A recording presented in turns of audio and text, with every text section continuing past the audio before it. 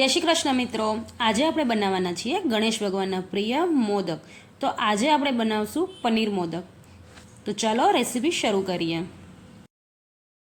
તો અહીંયા આપણે એક મિક્સીનો જાર લઈ લીધું છે ને એમાં આપણે 1 બાઉલ જેટલા કાજુ એડ કરશું, એટલે અંદાજે આપણે 20 થી 25 નંગ જેટલા છે ને અડધો આપણે ખાંડ એડ કરશું। હવે બેયને છે ને મિક્સીમાં આવી રીતે પીસી લેવાનું છે।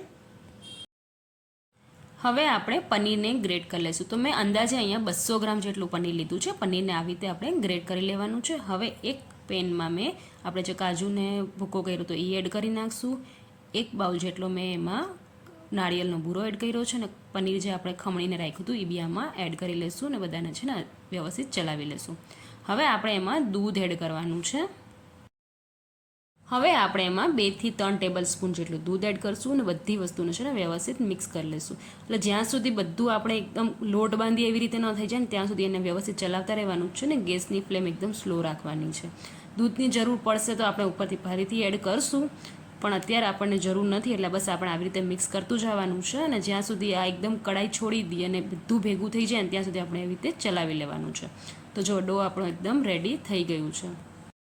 હવે આપણે ગેસની ફ્લેમ બંધ કરી દઈશું અને આમાં મેં 1 બાઉલ જેટલું મિલ્ક પાવડર એડ કર્યું છે, એને પણ વ્યવસ્થિત મિક્સ કરી લઈશું અને હવે એક ડીશમાં કાઢીને એને 10 મિનિટ માટે ઠંડુ થવા દઈશું। તો મિશ્રણ આપણું ઠંડુ થઈ જાય ને તો એને હાથમાં થોડું ઘી લગાડીને વ્યવસ્થિત મસળી લેવાનું છે, તો એનાથી એકદમ સ્મૂથ થઈ જશે।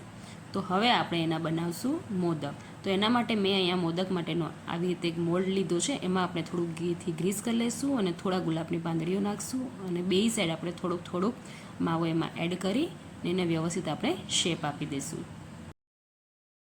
તો આવી રીતે આપણે બધાય મોદક બનાવી લઈશું અને ઉપરથી આમાં હું થોડુંક કેસરવાળું દૂધ એડ કરું છું, એનાથી બહુ જ સરસ ટેસ્ટ આવે છે અને જોવામાં પણ બહુ સરસ લાગે છે।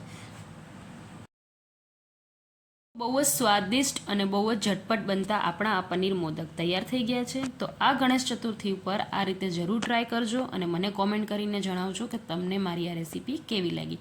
ને આવી જ રીતે નવી રેસીપી જોવા માટે મારી ચેનલને લાઇક અને સબસ્ક્રાઈબ કરવાનું જરાય ન ભૂલતા।